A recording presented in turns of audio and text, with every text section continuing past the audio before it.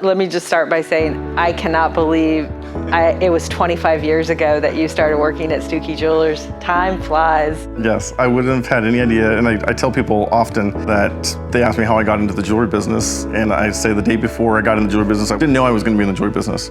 So I think for me, it was, growing up in Grass Valley, and my parents being here and family being multi-generation, graduated from Chico and wanting to come back to Grass Valley. When you said Stucki Jewelers, I thought, how in the world do you need an operations manager? I had no idea that a small store on Mill Street needed someone to do that. So that's kind of how I remember it starting from my side.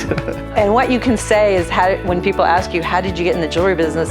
I blame Lisa Swarthout, it's all her fault. That was one of the things I really enjoyed about the jewelry industry, especially traveling and getting to know other jewelers across the country, is it's really a thing that the independent jewelers do, is really dive into their communities and get involved.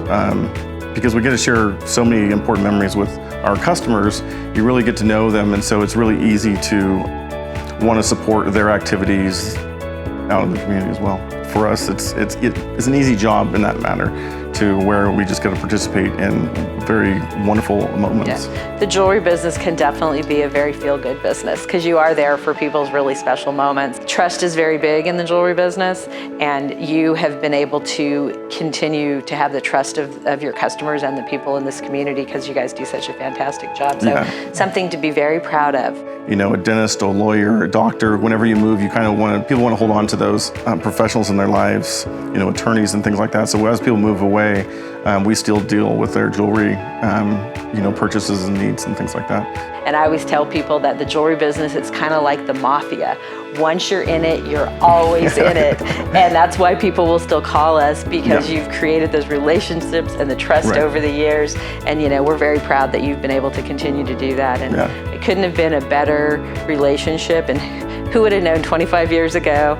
We've hired a lot of young people to work for us over the years, and people kind of get some experience and then they move up or move out, or they decide that retail is not for them. So I just think that whatever connection we had when you first came in, it was just fortuitous that it all worked out, and we sit back here 25 years later and you've had great success.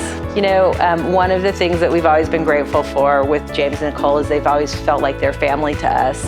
And after they purchased the store, they have been great to my parents and just helpful and very kind. My dad sold his house in 2006, sold the store, sold his house, a lot of change for him. And they were moving and they hadn't done a lot of prep for it. And I called James, and he and Mike Baker, who was one of his employees, they didn't hesitate. They came out, they brought their trucks, they helped my dad like at 7 o'clock at night, help him get out of his house. And that has always stuck with me, as the integrity of James and the work that he's done here, and he's carried that on in his personal life and in his business life and his community life, and it's been very impressive.